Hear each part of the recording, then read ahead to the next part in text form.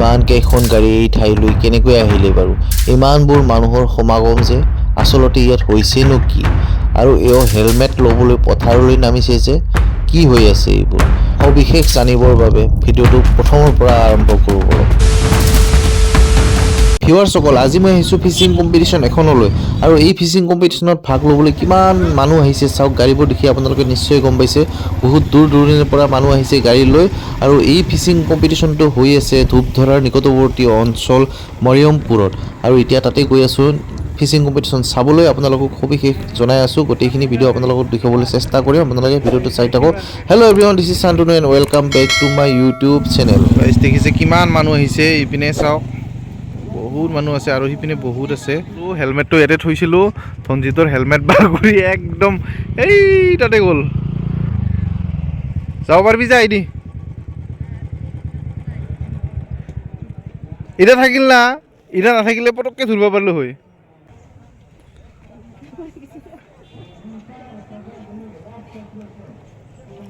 দেখিবলৈ পাইছে প্ৰকাণ্ড পুখুৰী এটা সন্মুখত আৰু এইটো জাষ্ট ষ্টাৰ্টিং পইণ্টহে এণ্ডিং পইণ্টত গ'লে চাব আপোনালোকে কিমান ডাঙৰ পুখুৰী দেখুৱাই আছোঁ আৰু কম্পিটিশ্যনত পাৰ্ট ল'বলৈ অহা মানুহৰ বাহিৰেও কম্পিটিশ্যন চাবলৈ অহা দৰ্শকৰ সংখ্যা ইমানেই বেছি যে ইয়াতে দোকান পোহাৰ হোটেল পূৰা একদম ধুনীয়াকৈ বহি গৈছে আৰু দোকান এখনত এই বস্তুটো দেখি মই ৰ'ব নোৱাৰিলোঁ পূৰা মাকৈ লৈ লৈছোঁ এতিয়া ধনজিত আৰু মই খাম নে কি কোৱা মাকৈ মোৰ প্ৰিয় আৰু দূৰৰ পৰা অহা মানুহবিলাকে পূৰা টেনচেনো লৈ আহিছে ইয়াতে দেখিছে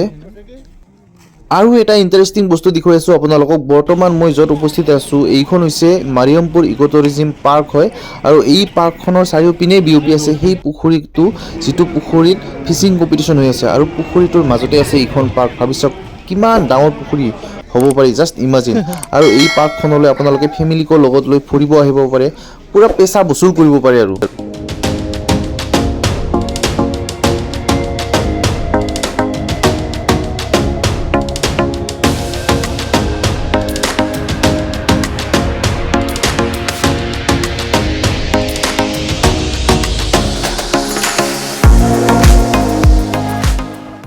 আৰু পুখুৰীটোৰ মাজতে থকা পাৰ্কখনলৈ অহা যোৱা কৰাৰ বাবে এই বাঁহৰ ব্ৰিজখন বনাই থোৱা হৈছে খুব সুন্দৰকৈ বনাই থৈছে এই বাঁহৰ ব্ৰিজখন চাওক আৰু চাৰিওপিনে হৈ আছে ফিচিং কম্পিটিশ্যন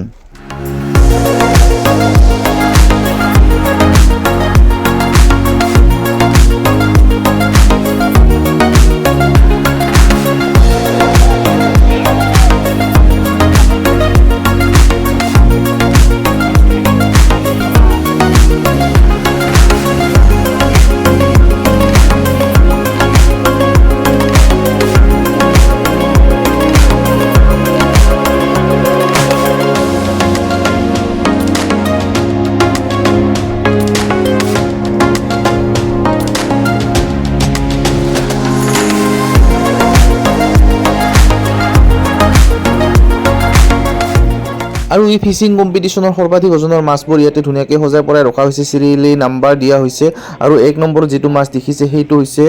5.5 কিলো সৰ্বাধিক ওজনৰ মাছ আৰু সেই মাছটো যোনে উঠাইছে বৰশীৰে তেওঁ লাভ কৰিব প্ৰথম পুৰস্কাৰ হিচাপে 16 লাখ টকা আৰু যোনে দ্বিতীয় পুৰস্কাৰটো লাভ কৰিব তেওঁ লাভ কৰিব 7.5 লাখ টকা আৰু তৃতীয় পুৰস্কাৰ হিচাপে 3.5 লাখ টকা আৰু ইয়াতে যিমানবোৰ মাছ দেখি আছে সকলোবোৰ মাছৰে কনচলেশ্যন প্ৰাইজ হিচাপে 20,000 30,000কে এনেকৈ প্ৰাইজ মানি হিচাপে ৰখা হৈছে চ' আপোনালোকে দেখিছে কিমান ডাঙৰ মাছ ইয়াতে বৰশীত উঠাবলৈ সক্ষম হৈছে আৰু দৰ্শকসকলৰ বাবে 50 টকাকৈ টিকটৰ মূল্যত 5টাকৈ পুৰস্কাৰযুক্ত সৰুকৈ লটাৰী খেল এখনৰ ব্যৱস্থা কৰা হৈছিলে আৰু সেই লটাৰী খেলখনৰ প্ৰথম পুৰস্কাৰ হিচাপে TVS এণ্টক আৰু বাকী 4টা পুৰস্কাৰ 50,000 40 30 20 10,000 টকাকৈ ৰখা হৈছিলে আৰু সময়ৰ নাটনিৰ বাবে মই আপোনালোকক প্ৰাইজ ডিষ্ট্ৰিবিউশ্যনটো দেখুৱাব নোৱাৰিলোঁ বেয়া নাপাব আপোনালোকে চ' আজিলৈ ইমানেই আছিলে আপোনালোকক গোটেইখিনি দেখুৱাবলৈ চেষ্টা কৰিলোঁ ফিচিং কম্পিটিশ্যন আছিলে ইয়াতে ত' লগ পাইছোঁ নতুন এটা ভিডিঅ'ৰ সৈতে till then take care bye বাই